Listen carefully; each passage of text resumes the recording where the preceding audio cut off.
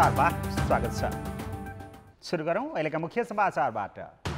व्यापार व्यवसायका लागि काठमाडौँ उपत्यकामा निषेधाज्ञा खुकुलो, जोर बिजोरबाट सार्वजनिक यातायात चल्ने, संक्रमण भने बढेको बढै। आज 1081 जनामा कोरोना संक्रमण पुष्टि, निको हुने दर बढ्दो, संक्रमण मुक्त हुनेमा घरमै आइसोलेसन बस्ने धेरै। विदेशमा अलपत्र श्रमिक र स्वदेशमा रोजीरोटी गुमाएका प्रति श्रम र समाज कल्याण मन्त्रालय भूमिका शून्य, छिटो उद्धार गरिदिन खाडीका नेपालीको हार गुहार। 2 वर्ष अघि नै सञ्चालनमा ल्याउने भनिएको जनकपुर जयनगर रेल सेवाको अत्तोपत्तो छैन, निर्माण भएको लिक र भौतिक संरचनाको बेहाल। र इराकमा तैनाथ 1/3 अमेरिकी सेना यसै महिना फिर्ता हुने, आइएस विरुद्धको लडाईँ जितेको पेन्टागनको ठहर।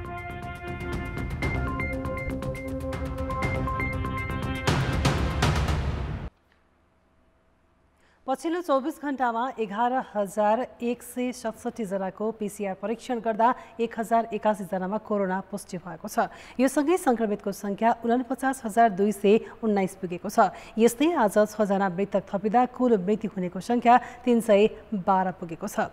स्वास्थ्य मन्त्रालयका अनुसार काठमाडौँमा 2, कास्की, बाँके, नवलपरासी र अर्घाखाँचीमा 1 जनाको मृत्यु भएको छ। संक्रमित र मृतकको संख्या बढिरहँदा सरकारले कोरोना कहरकै कारण मानसिक समस्या र आत्महत्याको दर बढेको प्रति चिन्ता व्यक्त गरेको छ।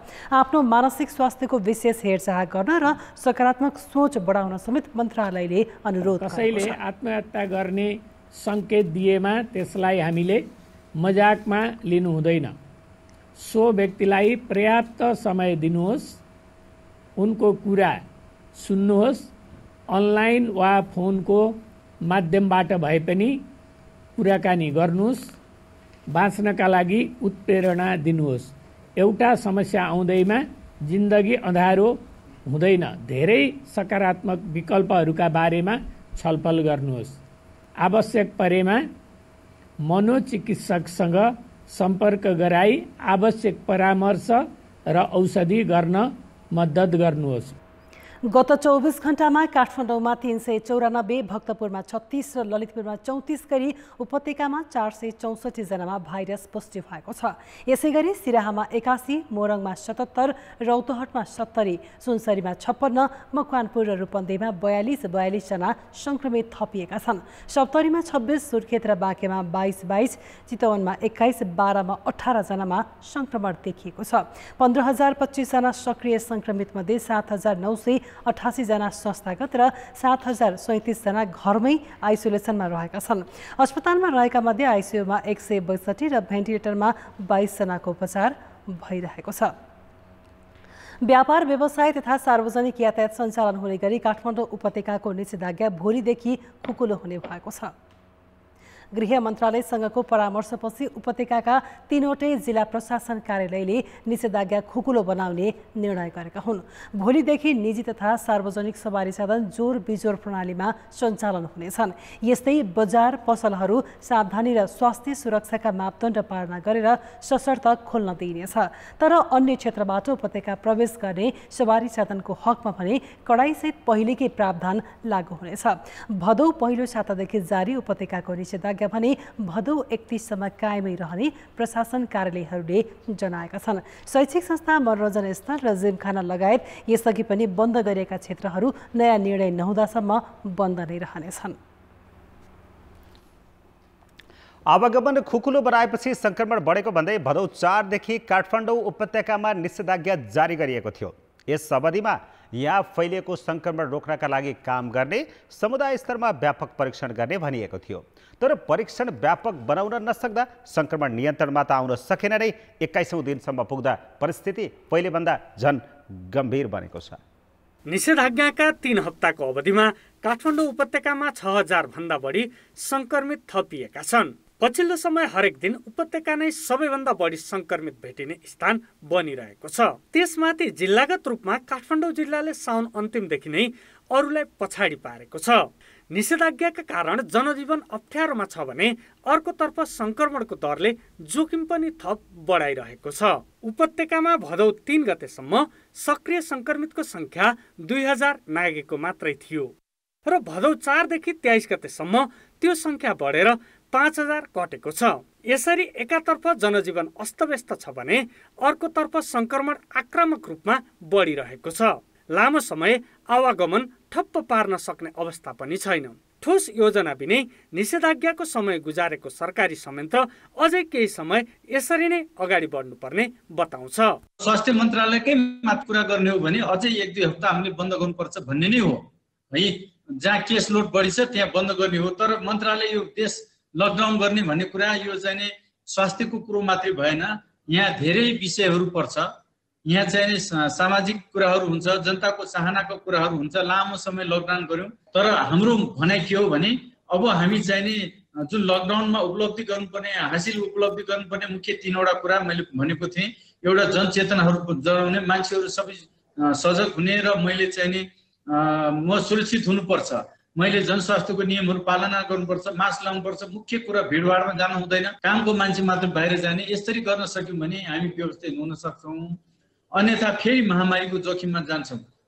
संक्रमण नियन्त्रणका लागि भनेर लगाइएको निषेधाज्ञाको मूलतः संक्रमित क्षेत्रको पहिचान, समुदाय स्तरमा व्यापक परीक्षण र संक्रमितको सम्पर्कमा पुगेकालाई समेत समुदायबाट अलग गाउनु हो। तर केही स्थानमा नमुना सङ्कलनको काम सुरु गरिए पनि परीक्षणको गति नबढाउँदा वास्तविक स्थिति के हो भन्ने पत्ता लगाउन सक्ने गरी कामै भएको छैन। त्यसैले महामारी नियन्त्रणमा नयाँ चुनौती थपिएको छ। हामीले जति टेस्ट चाहिँ घर घरमा पुर्याउनु सक्नु पर्थ्यो, बरु मोबाइल कुनै सर्भिसहरू खोलेर हैन त्यो हिसाबले टेस्ट गर्न पनि सकेका छैनौँ। टेस्टको खर्च महँगो भयो, त्यसलाई सस्तो बनाउने, त्यसलाई छरितो बनाउने, छिटो बनाउने उपायहरू पनि छन्, त्यो पनि हामीले यो बिचमा प्रयोग गर्न सकेनौँ, उपयोग गर्न सकेनौँ। जटिल चरणमा प्रवेश गरेर थुप्रो मान्छे हताहत भएका थिए। ती देशहरू पनि कसरी महामारीबाट निस्किए भन्दाखेरि यो आजभन्दा 100-150 वर्ष अगाडिदेखि विश्वव्यापी रूपमा प्रयोग हुँदै आएको जनस्वास्थ्यका यी बेसिक आधारभूत विधिहरूको प्रयोग गरेर कन्ट्याक्ट ट्रेसिङ, क्वारेन्टाइन, त्यसलाई चाहिँ व्यापक रूपमा प्रभावकारी रूपमा गरेर हो एउटा पोजिटिभ टेस्टबाट 10-15वटा पोजिटिभ टेस्टसम्म पुग्ने अनि धेरै मान्छेलाई क्वारेन्टाइन र सङ्क्रमित गर्न सक्ने त्यो अवस्थामा पुर्याउने त्यो उपयोग प्रयोग गर्नै सकेनौँ। त्यो संयन्त्र अहिलेसम्म बनाउनै सकेनौँ। 40 लाख भन्दा बढी जनघनत्व भएको उपत्यकामा संक्रमणको जालो तोड्नका लागि अत्याधिक संक्रमित रहेको क्षेत्र पहिचान र व्यापक परीक्षण नै हो। तर 3-3 हप्ताको निषेधाज्ञाका बीच संक्रमणको गति नियन्त्रणमा नहुनुले परिस्थिति काबु बाहिर जान थालेको संकेत गर्छ। कान्तिपुर समाचारका लागि दीपक आचार्य, काठमाडौँ। केही दिन यता कोरोना संक्रमणपछि निको हुनेको संख्या बढेको छ। यसरी निको हुनेहरू अस्पतालमा भन्दा घरमै आइसोलेसनमा बसेकाहरू बढिरहेको सरकारी अधिकारीहरूले बताएका छन्। बुधबार 1081 जना संक्रमित थपिँदा 918 जना कोरोना मुक्त भएका छन्। मङ्गलबार 2200 र सोमबार 1700 संक्रमित निको भएका थिए। अहिलेसम्म निको हुनेको कुल सङ्ख्या 33,882 पुगेको छ, जुन कुल संक्रमितको तुलनामा 68.8% हो। लक्षण नभएका र घरमै आइसोलेसन बसेका बिरामी धेरै मात्रामा निको भएको चिकित्सकको भनाइ छ। अर्कोतर्फ अस्पतालहरूले विभिन्न किसिमका औषधि प्रयोग गरेकाले पनि निको हुने दर बढेको उपचारमा संलग्न चिकित्सकको बुझाइ छ। धेरैभन्दा धेरै सङ्ख्यामा चाहिँ लक्षण हुँदैन पोजिटिभ भए पनि, त्यसैले उहाँहरू केही पनि लक्षण बिना नै गएकोलाई पनि निको भनेको मान्यौँ हामीले एउटा। दोस्रो, लक्षण हुनेहरू पनि थोरै लक्षण हुँदाखेरि, साधारण लक्षण हुँदाखेरि तिनीहरू पनि निको हुने नै भइहाल्यो। खोकी लागेको छ अथवा ज्वरो आएको छ अथवा रुगा लागेको छ अथवा जिउ दुखेको छ, यस्तो सानो सानो समस्यालाई पनि समयमै ध्यान पुर्यायौँ भने पनि हामीले चाहिँ ध्यान दिन सक्यौँ भने निको भएर गएको हुन सक्छ। अहिले पछिल्लो चरण देखिएको डिस्चार्जको ठुलो संख्या भनेको होम आइसोलेसनमा बस्नेहरूको संख्या धेरै छ। होम आइसोलेसनमा बस्दाखेरि निको हुने त रोगसँग लड्नका लागि आत्मबल, घरमा बस्दाखेरि जुन भराइसी वातावरण पाउने, आफ्नै ओछ्यानमा बस्ने, आफ्नै ठाउँमा बस्ने हुँदाखेरि खानपानको कुराहरूमा पनि सहज हुने, मानसिक रूपमा तनाव पनि कम हुने, यी यावत कारणहरूले गर्दाखेरि पछिल्लो समय संक्रमितहरू निको हुने दरहरू बढ्दै गएको, उहाँहरू डिस्चार्ज हुने दरहरू बढ्दै गएको हामीले देखेका छौँ। विश्व स्वास्थ्य सङ्गठनको परीक्षण निर्देशिका र विभिन्न अध्ययन अनुसार कोरोना भाइरस मानिसमा प्रवेश गरेपछि 10 दिनसम्म सक्रिय रहन्छ। त्यस अवस्थासम्म सङ्क्रमित व्यक्तिले अरूलाई सार्न सक्ने सम्भावना बढी हुन्छ। 14 दिनपछि सङ्क्रमित व्यक्तिमा भाइरसका अवशेष हुन सक्छन्, तर सक्रिय नरहने भएकाले अरूमा सर्न सक्दैनन्। त्यसैले धेरैजसो अस्पतालले सङ्क्रमित व्यक्तिहरू लक्षण मुक्त भएपछि अर्थात् 14 दिनपछि परीक्षण नै नगरी डिस्चार्ज गर्छन्। यसले पनि निको हुनेको सङ्ख्या बढी देखाएको छ।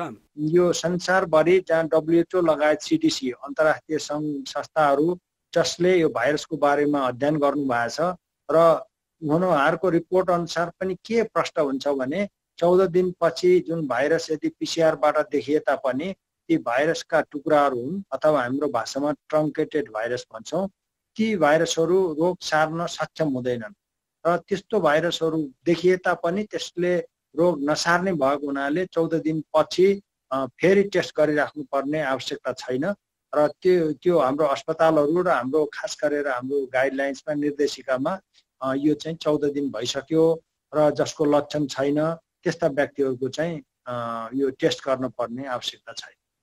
देशभर अहिलेसम्म 49,000 भन्दा बढीमा कोरोना सङ्क्रमण देखिँदा 312 जनाको मृत्यु भएको छ। सक्रिय सङ्क्रमित भएको तथ्याङ्क हेर्दा विश्वभर मृत्युदर 4% छ भने 96% निको हुने दर छ।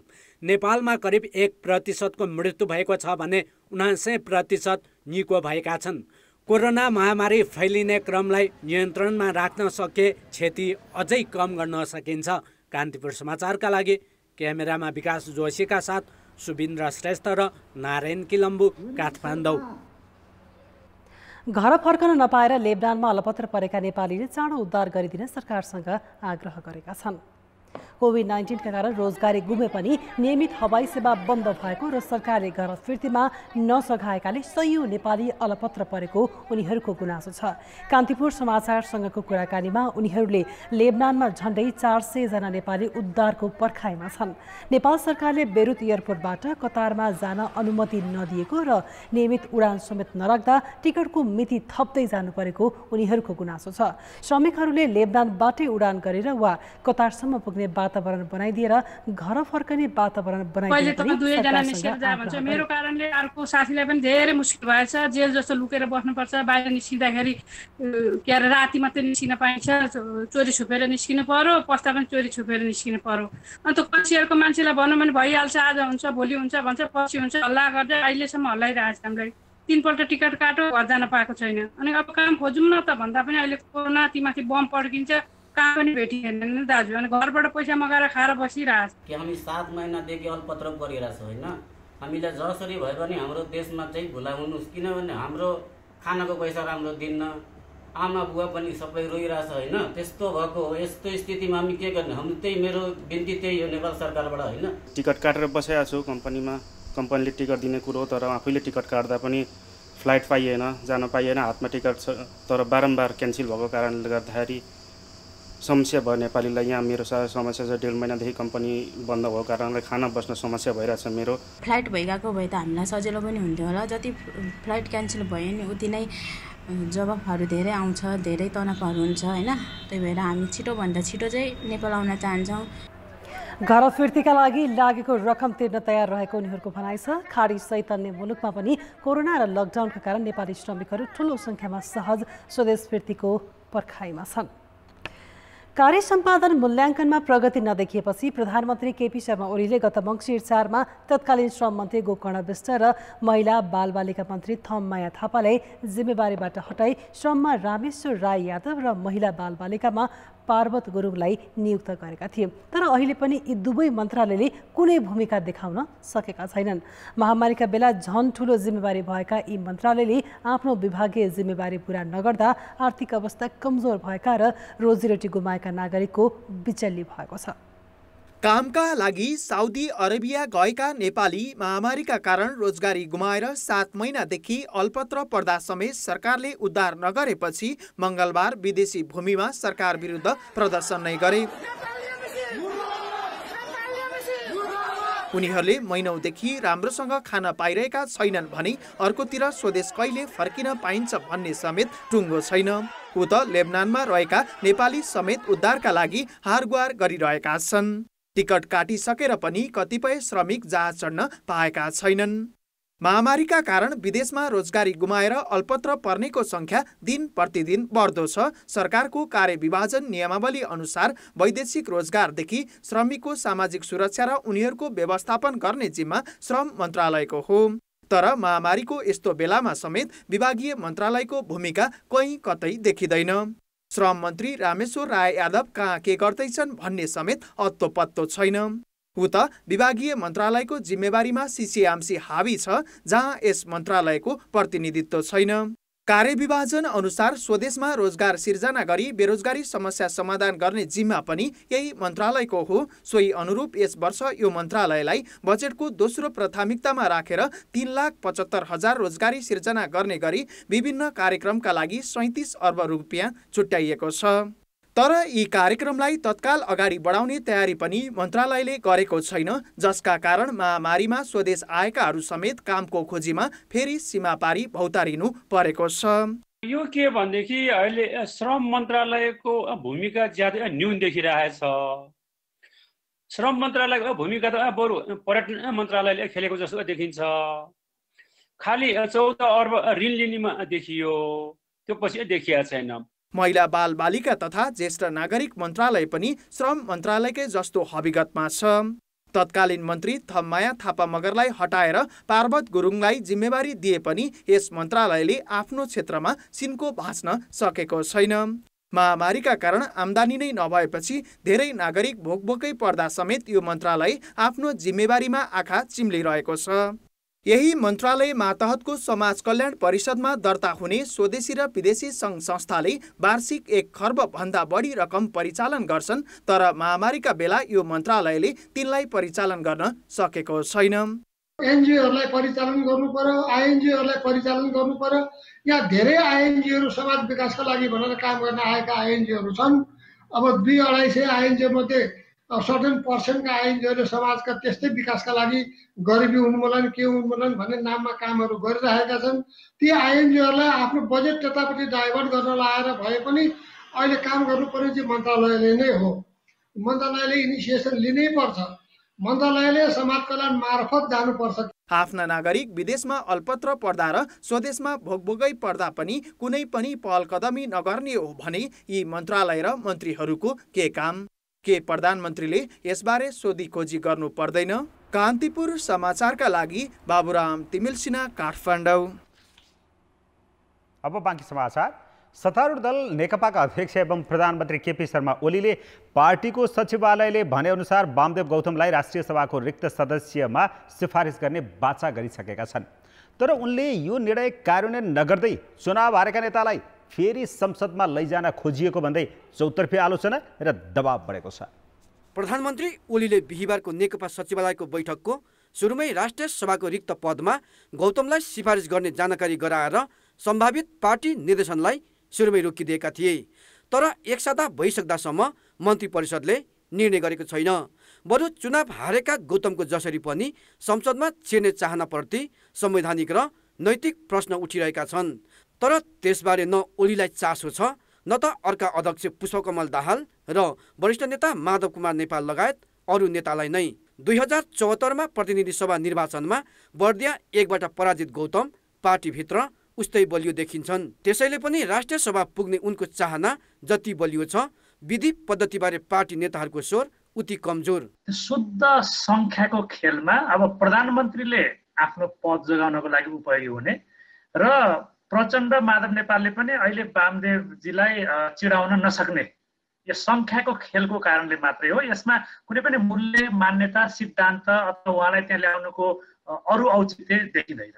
पार्टी विधान नै परिवर्तन गरेर 8 महिना अघि उपाध्यक्ष बनाइएका गौतम हारेर पनि संसद प्रवेश गर्ने मात्र होइन, सरकारमै पुगेर महत्त्वपूर्ण जिम्मेवारी लिने दाउमा छन्। अर्थ मन्त्री वा सिसिएमसीको संयोजक रहने गरी उप प्रधानमन्त्री बनाउनुपर्ने शर्त प्रधानमन्त्री समक्ष राखेका छन्। अहिलेसम्म त्यसबारे औपचारिक निर्णय नभए पनि आफूलाई अप्ठ्यारोमा सघाएका गौतमलाई हुन्न भन्न प्रधानमन्त्री ओलीलाई समेत सजिलो छैन। प्रधानमन्त्रीको एउटा स्वभाव के रहेको छ त भने उहाँले बृहत राष्ट्रको स्वार्थ हेर्ने भन्ने कुरा पनि गर्नुहुन्न, बृहत पार्टीको स्वार्थ हेर्ने कुरा पनि गर्नुहुन्न, हेर्नुहुन्छ आफ्नो कोठरीको स्वार्थ। त्यो कोठरीको स्वार्थको कारणले गर्दाखेरि नि यो देखेर अल्म भइरहेको जस्तो लाग्छ मलाई। विधि पद्धति मिचेको भनेर जनस्तरदेखि नेकपा भित्रैबाट विरोध भइरहे पनि नेकपामा ओली र दाहाल दुवै अध्यक्षको प्राथमिकता गौतमको व्यवस्थापन नै रहेको छ। तर पार्टी भित्रको शक्ति समीकरण र आफ्नो रणनीति अनुसार गौतमलाई कसरी चित्त बुझाउने भन्नेमा प्रधानमन्त्री ओली अझै अन्यलमै देखिन्छन्। कान्तिपुर समाचारका लागि दशरथ राई, काठमाडौँ। 2 वर्ष अघि नै सञ्चालनमा आउने भनेको जयनगर जनकपुर बर्दिवासको कुर्थासम्म रेल सेवा अझै सञ्चालनमा आएको छैन। बरु रेल सेवासँग भएको भौतिक सम्पत्ति संरक्षण हुन नसक्दा चोरी हुन थालेको छ। नेपाल र भारत सरकारबीच 11 वर्ष अघि भएको सम्झौता अनुसार 2 वर्ष अघि नै जयनगर जनकपुर कुर्था रेल सञ्चालन हुनु पर्थ्यो। भौतिक पूर्वाधार तथा यातायात मन्त्रालय र भारतीय दूतावासले पटक पटक घोषणा गरे पनि अहिलेसम्म कार्यान्वयन भएको छैन। रेलका 2वटा इन्जिन र बोगी खरिद भइसकेको हुनाले फेरि पनि यस वर्षको रामजानकी विवाह पञ्चमीदेखि रेल सेवा सञ्चालन हुने रेल विभागले दाबी गरेको छ। भर्चुअल मिटिङ हाम्रो 1-2 चोटि भइसक्यो भारतसँग हैन, फेरि एउटा जोइन्ट वर्किङ ग्रुपको मिटिङ बाँकी छ। अब त्यो कहिले फिक्स हुन्छ, त्यसमा त सबै मोडेलिटिज तय हुन्छ। यसमा डेट के तोक्ने, अब सञ्चालनको पनि सबै मोडेलिटिजहरू कुरा हुँदैछ। त्यो टुङ्गिने बित्तिकै छिटो हुन्छ, थोरै ढिलो भयो म्याक्सिमम विवाह पञ्चमीमा त पक्का हुन्छ। 2075 साल पुस 29 गते मन्त्री परिषदको निर्णयअनुसार जनकपुरदेखि जयनगरसम्म सञ्चालनका लागि 84 करोड 65 लाख रुपियाँमा 2वटा रेल खरिद गरिएको छ। G2G प्रक्रियाबाट भारतसँग खरिद गरिएका इन्जिन र बोगी भारत बिहारको हाजीपुर स्टेसनमा राखिएको छ। तर सरकारी घोषणाको कुनै ठेगान नरहेका कारण रेल सञ्चालन हुनेमा स्थानीय भने विश्वस्त छैनन्। यो नामको लागि मात्रै पट्टी बिछाएर त्यतिकै राखिदिएछ, मान्छे जनताको सिर्फ देखाउने भइगयो, अरू केही छैन। रेखदेख र संरक्षणको अभावमा रेल सञ्चालनका लागि बनाइएका संरचना जीर्ण हुनुका साथै कतिपय सामग्री तोडफोड र चोरी पनि भइसकेका छन्। रेलवे स्टेसनमा राखिएका झ्याल, ढोका, चापाकल, बिजुलीको ट्रान्सफर्मर मात्र होइन, रेलको लिकलाई स्थिर बनाएर राख्ने क्लिप समेत चोरी भइसकेका छन्। सबै ठाउँ पुलिस राख्न सकिँदैन, जनतामा चेतना पनि आउनु पर्ने हुन्छ। तर जे जति अहिले ड्यामेज भएको छ भारतले एकचोटि बनाइदिने हामीसँग अहिले कुराहरू भइरहेछ।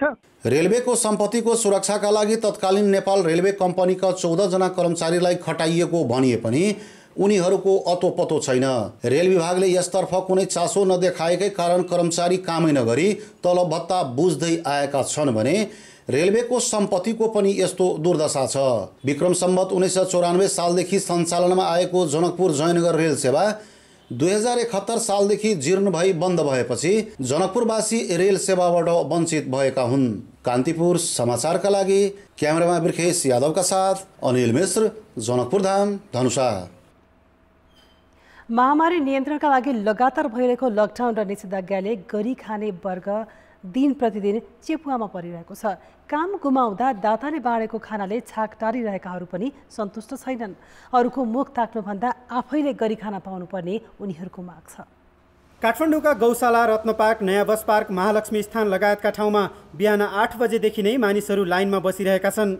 यो लाइन दाताले ल्याउने खानाको प्रतीक्षामा लागेको हो।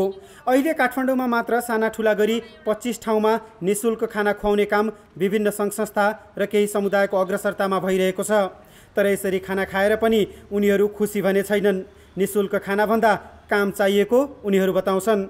हिजो दिउँसो हामीलाई भोक लागेको थियो, चिया र डुनर खान लागेको, पैसा थिएन, होटलमा यही तल होटलमा सरले हामीलाई 2 कप चिया र 2टा डुनर दिनु, यो मोबाइल राख्नु, पैसा ल्याएर हामी दिन्छौँ अनि लैजान्छु भनेर हामी त्यसरी राखेको छौँ। बुवा आमा यहीँ हुनुहुन्छ, बालबच्चा छ, धेरै गाह्रो परेको छ। घरबेटीले पनि के चिज गरिरहेको छ, बालको लागि रुम भाडा दिन नसके 3 महिना भइसक्यो, काम छैन।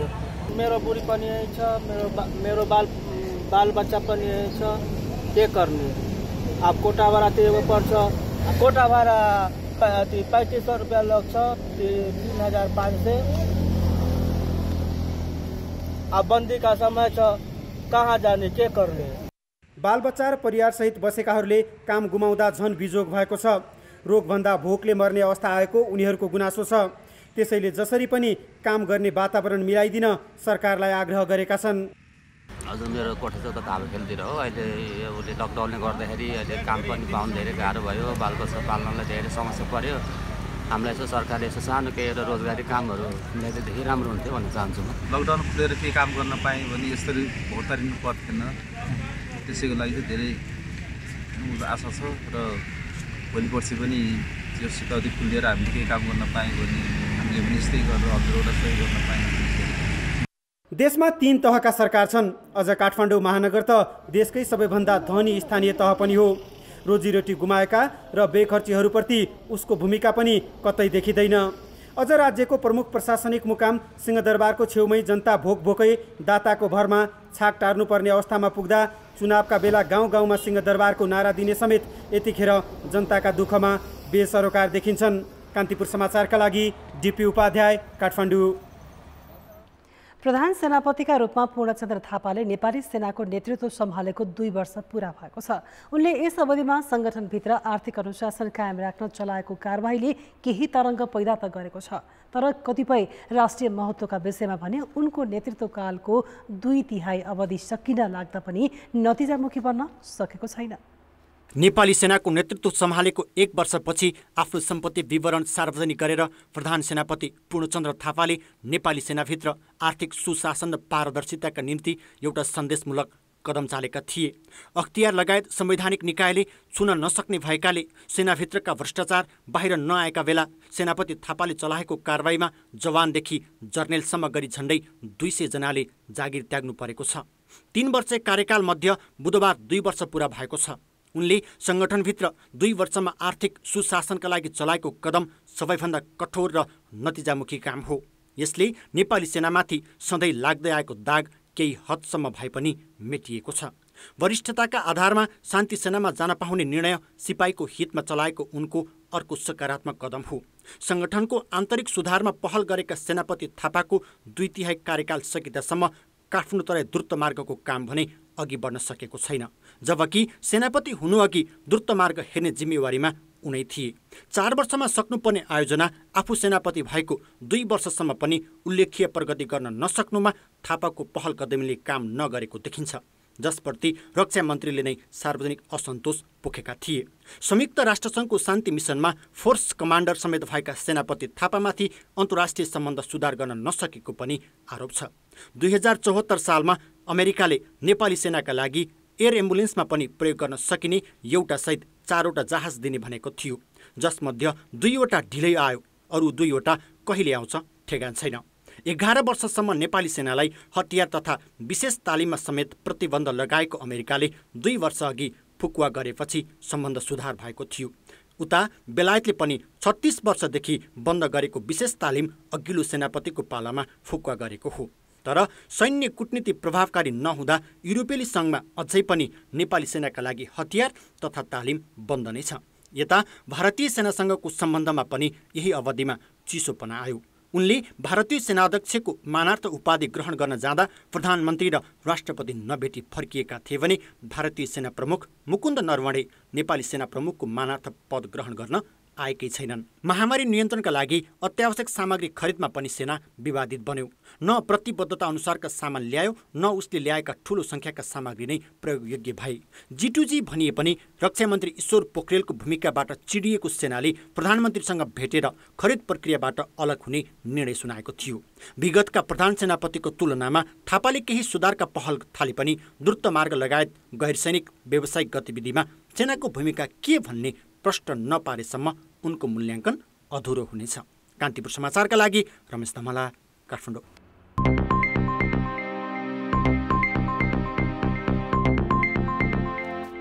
पर्यटन मन्त्री योगेश भट्टराईले आन्तरिक उडानका लागि जहाज खरिद योजना तत्काल अघि बढाउन नेपाल वायु सेवा निगमलाई निर्देशन दिएका छन्। मन्त्रालयमा आज बसेको निगम नेतृत्व र विभागीय प्रमुखसँगको बैठकमा मन्त्री भट्टराईले दुर्गम क्षेत्रमा सेवा दिने नयाँ जहाज खरिद तत्काल अघि बढाउन निर्देशन दिएका हुन्। निगमसँग आन्तरिकतर्फ 2वटा मात्रै सारा जहाज छन्। मन्त्री भट्टराईले पब्लिक लिमिटेड मोडेलमा लैजाने तयारीका लागि नागरिक लगानी कोष, सञ्चय कोष, पर्यटन तथा अर्थ मन्त्रालयसँग छलफल गरी खाका तयार गर्न पनि भनेका छन्। राष्ट्रिय ध्वजवाहकको साख जोगाउन तत्कालीन र दीर्घकालीन योजना बनाएर अघि बढ्नुपर्ने उनको भनाइ थियो। आर्थिक नोक्सानीमा संलग्न कर्मचारीलाई कारबाही गर्न र आर्थिक भार कम गर्न कर्मचारी कटौतीदेखि बैठक भत्ता घटाउन मन्त्री भट्टराईले जोड दिएका छन्। नेपाल वायुसेवा निगमले हाल केही गन्तव्यमा नियमित अन्तर्राष्ट्रिय उडान त गरिरहेको छ, तर महामारीका समयमा कसरी सेवा विस्तार गर्ने भन्ने योजना तय गर्न सकेको छैन। महामारी कहिलेसम्म लम्बिन्छ भन्ने यकिन नभएकाले यही परिस्थितिमा व्यवसाय कसरी चलाउने भनेर अरू हवाई सेवा प्रदायकको व्यापक तयारी गरिरहँदा सरकारी स्वामित्वको निगम व्यवस्थापन किन योजनाविहीन भएको छ त? नेपाल वायुसेवा निगमसँग हाल 2वटा वाइड बडी, 2वटा न्यारो बडी र 3वटा ट्विनटर गरी 7वटा विमान सञ्चालनमा छन्। तीमध्ये 4वटा त अन्तर्राष्ट्रिय उडानमा नियमित जसो प्रयोग भइरहेका छन्। महामारीका कारण लामो समयदेखि रोकिएको नियमित अन्तर्राष्ट्रिय उडान सुरु भइसकेको अवस्थामा घाटामा रहेको निगमले नाफा उन्मुख बन्न र सेवा विस्तार गर्न कस्तो योजना बनाइरहेको छ त? मध्यपूर्व र साउथ एसिया, जापान, चीन, Korea, Thailand, Singapore, Indonesia, Malaysia लगायतका यो क्षेत्रलाई चाहिँ अहिले हामीले सबैभन्दा महत्त्वपूर्ण र अथवा एउटा सम्भाव्य क्षेत्रको रूपमा चाहिँ विचार गरेर हाम्रो एउटा बजारीकरणको चाहिँ अगाडि बढाएका छौँ कार्यक्रमहरू। यति फ्लाइटहरू राख्ने, यसरी अगाडि बढ्ने भन्ने कुरामा साह्रै एउटा निर्क्युल गर्न सकेका छैनौँ। अहिलेको चाहिँ हाम्रो भनेको क्राइसिस म्यानेजमेन्टको साथसाथै संस्थालाई सर्भाइभ गर्ने र त्यसपछि एउटा रिभाइभ गर्ने चरणमै छौँ हामीहरू। महामारीको समयमा अन्तर्राष्ट्रिय उडान गर्न पाए पनि राष्ट्रिय ध्वजवाहक अहिले उँभो लाग्ने कुनै आधार देखिँदैन, किनभने महामारीका 6 महिना बितिसक्दा निगमले कुनै ठोस योजना ल्याउन सकेको छैन। आन्तरिक र नजिकका गन्तव्यमा सेवा बढाउनेतर्फ उसको ध्यानै पुगेको देखिन्न। घाटामा रहेको सरकारी संस्थानमा प्राविधिक र दक्ष नेतृत्वको अभाव र राजनीतिक हस्तक्षेपका कारण द्रुत निर्णय र प्रभावकारी सेवा दिन सकेको छैन। त्यो धेरै समस्या छ चाहिँ जहाजको, त्यो पहिलेबाटै किन्न नहुने। हामीले त पहिले भनेर आएको थियौँ यो किन्नु हुँदैन, यसको सर्भिस बुलेटिनको समस्यादेखि लिएर धेरै कुरा, ट्रेनिङकोदेखि धेरै समस्या आउँछ भनेको अहिले त्यो समस्या आयो। अब त्यो जहाज किन्ने बेला पनि पोलिटिकल्ली हस्तक्षेपै भयो, त्यो प्रेसर नभए त त्यसरी कसैले किन्दैन थियो। त्यो हुँदैन भन्दा हुँदै पनि यसमा राजनीति खेल्ने ठाउँ होइन क्या। कमर्सियल एयरलाइन चलाउने भनेको चाहिँ नि प्योरली प्रोफेसनल हुने ठाउँ। अब त्यसमा चाहिँ नि राजनीति खेल्ने हो भने त सरकारले सब्सिडाइज गर्नु पऱ्यो नि त। त्यसो भए हस्तक्षेप गरेपछि पैसा पनि दिनु पऱ्यो उसलाई। वार्षिक 2 अर्ब घाटा खेप्दै आएको निगम कमजोर व्यवस्थापन, एकपछि अर्को अपरिपक्व निर्णयका साथै आर्थिक अपारदर्शीका कारण पनि तत्काल माथि उठ्न सक्ने देखिँदैन। जबकि राष्ट्रिय ध्वजवाहकको स्तरोन्नति, आवश्यकता र प्रभावकारिता बढाउने अवसरहरू भने पर्याप्त छन्। एम्बिसियस नभइकन चाहिँ नि सिट अकुपेन्सी म्याक्सिमम गर्न सक्ने, जहाँ ट्राफिक राइट हाम्रो छ, हाम्रो प्रफिटेबल छ, त्यहाँ चाहिँ नि फ्लाइटहरू बढाउने होइन। अब दिल्ली जस्तो सेक्टरमा फ्लाइट किन राख्न सक्दैन? त्यहाँ फ्लाइट बढाउन सक्छ नि। इन्डियन एयरलाइनहरूसँग कम्पिटिसन गरेर आफ्नो जहाजको फ्लाइट नचलाई चाहिँ उनीहरूको अकुपेन्सी बढाउने कामहरू नहोस्। त्यहाँ हाम्रो चाहिँ ट्राफिक राइट चाहिँ उनीहरूको यतिका जहाजहरू आउँछ भने हामी त मजाले थुप्रै चाहिँ फ्लाइट राख्न सक्छौँ। त्यहाँ राखेर त्यहाँ कसरी चाहिँ जहाँ प्रफिट म्याक्सिमाइज गर्न सकिन्छ त्यहाँ मात्रै चलाउने। निगमलाई नाफा उन्मुख बनाउन सानोतिनो मेहनतले पुग्ने देखिँदैन। यसलाई टाट पल्टिनबाट जोगाउने हो भने पहिले व्यवस्थापन र प्राविधिक जग बलियो बनाउन आवश्यक छ। यसका लागि सरकारले पनि समयमै योजना बनाएर अघि बढाउन सक्नुपर्छ, नत्र ओह्रालो लाग्दै गरेको निगम डुब्नुको विकल्प हुने छैन। कान्तिपुर समाचारका लागि शर्मिला खनाल, काठमाडौँ। अब अन्तर्राष्ट्रिय समाचार।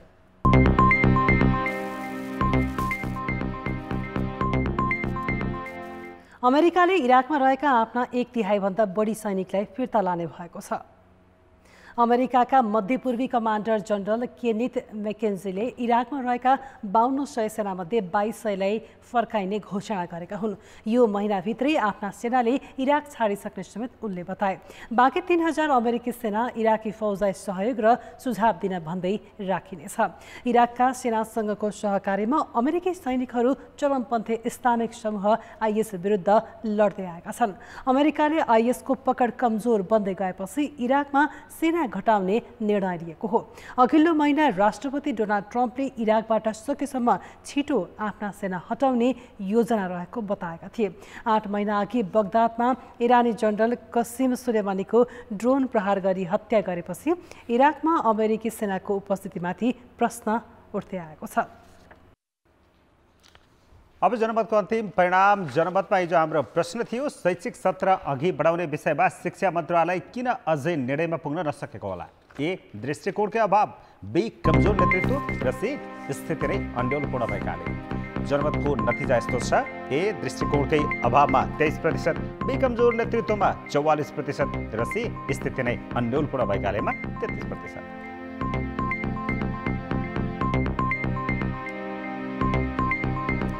अब जनमतमा आजको प्रश्न। जनमत आजको प्रश्न छ, रोजीरोटी गुमाएकालाई काम र माम दिन जिम्मेवार मन्त्रालय किन भूमिका शून्य देखेका होलान्? ए, दायित्वबोध नभएर, बी, स्रोत साधन नभएर र सी, नेतृत्वले अकर्मण्य। जनमतको अन्तिम परिणाम भोलि बेलुकी 8 बजेको कान्तिपुर समाचारमा प्रसारण गर्नेछौँ। कृपया न्युज स्पेस ए, बी वा सी टाइप गरी 34001मा SMS गरी आफ्नो मत व्यक्त गर्नुहोला। अब जनताको आवाज हामीले रुखुममा सोधेका छौँ, सार्वजनिक निकायबाट सूचना पाउन कतिको सहज छ? जनताको आवाज। सूचनाहरू माग्दाखेरि किन चाहियो, यसको प्रक्रिया छ या चाहिँ समय लाग्छ भन्ने खालको कुराहरू चाहिँ छ। सूचनाको हक सम्बन्धी कानुन बनेको 1 दशकभन्दा लामो समय बितिसक्दासम्म पनि आज हामी जस्ता आम नागरिकहरूले सार्वजनिक निकायबाट त्यति सहज रूपमा सूचना पाउन सकिरहेका छैनौँ। धारो पँधेरो बनाउँदा जति बजेट आए पनि तपाईँहरूलाई हामीलाई जानकारी नगरेर गर्ने, अनि हामीहरूले सोद्धाखेरि तपाईँहरूलाई किन सो भन्नु पर्यो, हामी बनाइहाल्छौँ, बनाइसके त भइगयो भन्ने कुरासम्म आउँछ। कुनै पनि सार्वजनिक निकायमा चाहिँ प्राय जसोमा चाहिँ सूचना पार्टीहरू नै राखिया हुँदैन, अनि राखिएकोमा पनि सूचनाहरू चाहिँ प्रष्ट रूपमा हुँदैन। हामी पनि सूचना लिने संस्कारमा गइसकेका छैनौँ। सार्वजनिक निकायहरू पनि सजिलै मागेको बेला सूचना दिने संस्कारमा गइसकेका छैनन्। सर्वप्रथम त हामीले त्यहाँको सम्बन्धित मान्छेलाई भेट्दैनौँ। यदि मान्छे भेटिहाल्यो भने पनि उहाँ अर्को फाँटमा जानुहोस् या हामीलाई विभिन्न कुराहरूमा अल्मलाएर पूर्ण रूपमा सूचना हामीले पाउन सक्दैनौँ। प्रत्येक कार्यालयहरूमा सूचना अधिकारी तोक्ने भनिएको छ, कति ठाउँमा तोकिएको छ, कति ठाउँमा तोकिए पनि उनीहरूले चाहिँ आफ्नो जिम्मेवारी पुरा गर्न सकिरहेका छैनन्। हाम्रो घर अगाडितिर बाटो बनिरहेको छ, अनि हामीले कसरी बन्यो, के भयो, कसरी कति बजेट आयो भन्ने बेला तँलाई के चाहियो, तेरो के चासो भयो, तँलाई भन्नुपर्ने आवश्यकता के छ अनि भनेर हामीलाई त्यस्तो दबाब दिएर बोल्ने गर्नुहुन्छ उहाँहरूले। तत्काललाई पाउनुपर्ने सूचना छोटो सूचनाहरू चाहिँ पाइन्छन्, जुन चाहिँ मान्छेले खोज अनुसन्धान गरेर अलिकति बुझ्नलाई, गहिरो अध्ययन गरेर बुझ्नलाई लिएका विषयहरू चाहिँ तत्काल सूचनाको रूपमा पाइएको देखिँदैन। अहिलेको जनप्रतिनिधि, अहिलेको कर्मचारीहरूले हामी त्यो सूचना एकदम दिने कठिनाइ, दिने कन्जुसाइ त्यस्तो गरिराखेको अवस्था हाम्रो जिल्लाको हकमा त्यो छ।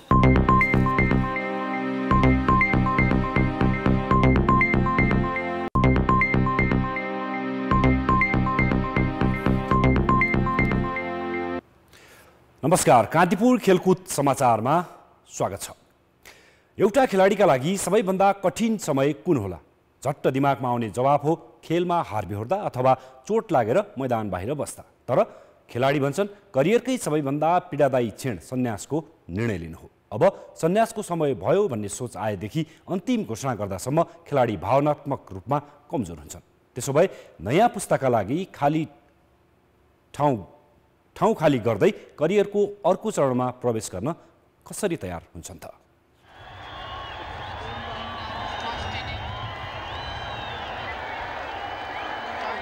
विश्वका जुनसुकै खेलाडीले सन्यास घोषणा गर्दा एउटा वाक्य लेखेका हुन्छन्, यो मेरो जीवनकै सबैभन्दा कठिन र पीडादायी निर्णय हो। यसबाट के प्रष्ट हुन्छ भने हरेक खेलाडीलाई सक्रिय खेल जीवनको अन्त्य गर्न ठुलै हिम्मतको खाँचो पर्छ।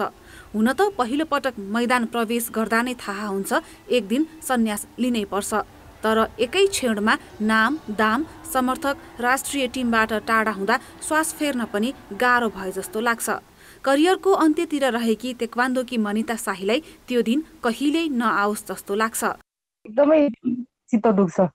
यो छोड्दाखेरि चाहिँ भनौँ न, आमाले चाहिँ छोरी जसो बच्चालाई छोड्दाखेरि जति गाह्रो हुन्छ नि त्यति नै गाह्रो हुँदो रहेछ। अब यत्रो 25 वर्ष जति भयो मैले खेल जीवनमा लागि परेको, त्यो सुरुमा स्टार्टिङ गर्दाखेरि गाह्रो जस्तो फिल हुँदैन, अहिले छोड्दाखेरि धेरै नै मलाई गाह्रो फिल भइरहेको छ। खेल क्षेत्र एउटा त्यस्तो ठाउँ हो जहाँ नयाँ पुस्ताले एकदम छिटो प्रतिस्थापन गर्छ। जतिसुकै जाजल्यमान र वरिष्ठ खेलाडी भए पनि नतिजाको आधारमा उसको मूल्याङ्कन गरिन्छ। त्यसैले एउटा बिन्दुमा पुगेपछि खेलाडी आफैले सन्यास लिने समयका बारेमा योजना बनाउँछ। आफ्नो ठाउँ अरूका लागि छोड्नु सहज हुँदैन, तर सही समयमा छोडिएन भने त्यसको नतिजा प्रतिकूल आउन सक्छ। मन र मस्तिष्कको ठूलो द्वन्द्वपछि खेलाडी कसरी अन्तिम निर्णयमा पुग्छ त? मैले अब यो यति वर्ष 20-25 वर्षदेखि मैले जुन गरिरहेको थियो त्यो ठाउँ चाहिँ मैले अब गुमाएको छु र त्यो इमोसनली आउँदाखेरि चाहिँ एकदमै दुःखी लागेको थियो। तर मलाई थाहा थियो कि यो जुन क्षण मैले पार गर्छु भने त्यसपछि चाहिँ मेरो अर्को जुन जर्नी छ त्यो अर्को जर्नी चाहिँ फेरि एउटा स्टार्टिङ छ, जसमा चाहिँ मैले यदि राम्रो गर्दै गयो भने त्यसमा मलाई योभन्दा पनि बढी खुसी पाउँछु जस्तो विश्वास छ मलाई त्यतिखेर। मलाई कस्तो फिल भयो त्यो भने जुन बेलामा चाहिँ म रिटायर गर्दैछु, अब मेरो चाहिँ अब मैले चाहिँ केही ब्याक बाट आइरहेको भाइहरूलाई चाहिँ मैले ठाउँ दिनुपर्छ भन्ने कुरा चाहिँ मनमा चाहिँ आउँछ है। कति न्युजहरूमा नि मेरो चाहिँ रिटायर हुने भन्दा अगाडि चाहिँ न्युजमा चाहिँ अब अनिल गुरुङले चाहिँ रिटायर गर्दैछ है भन्दाखेरि त्यो न्युज चाहिँ कहिले चाहिँ त्यो चाहिँ अहिले चाँडै नआओस् है भन्ने खालको फिलिङ्स चाहिँ आउँथ्यो के। अनि र त्यो टाइम चाहिँ एकदमै लङ होस् जस्तो फिल हुन्थ्यो, तर पछि चाहिँ अब एउटा टाइम आइसकेपछि त मैले गर्नै पर्ने थियो होइन। मैदानमा उच्च प्रदर्शनका लागि जति मेहनत आवश्यक पर्छ त्यो भन्दा बढी मेहनत सम्मानजनक बहिर्गमनको प्रक्रियामा लाग्छ। चम्किलो करियरलाई विश्राम दिएर अर्को इनिङलाई सहर्ष स्वीकार गर्ने हिम्मत खेलाडीसँग हुन्छ, किनकि उनीहरूले राम्रोसँग बुझेका हुन्छन् आफूलाई प्रतिस्थापन गर्न अर्को कोही तयार भइसकेको छ। कान्तिपुर समाचारका लागि सबिना कार्कीको रिपोर्ट।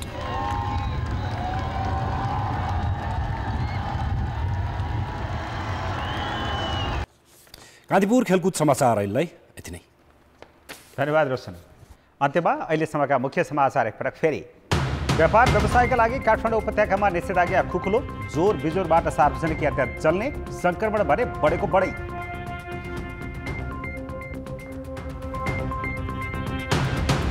आज 1081 जनामा कोरोना संक्रमण पुष्टि, निको हुने दर बढ्दो, संक्रमण मुक्त हुनेमा घरमै आइसोलेसन बस्ने धेरै।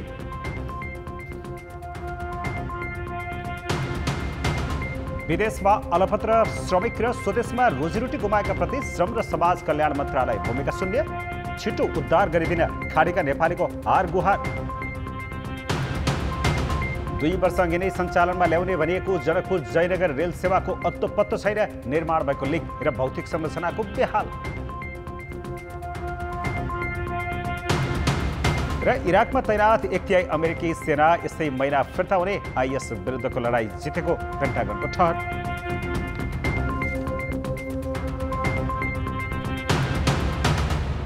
कान्तिपुर समाचार अहिलेलाई सक्यो। अब हाम्रो अर्को समाचार बुलेटिन राति 10:30 बजे अङ्ग्रेजी भाषामा र राति 11 बजे नेपालीमा हुनेछ। कान्तिपुर टेलिभिजन हेर्दै गर्नुहोला।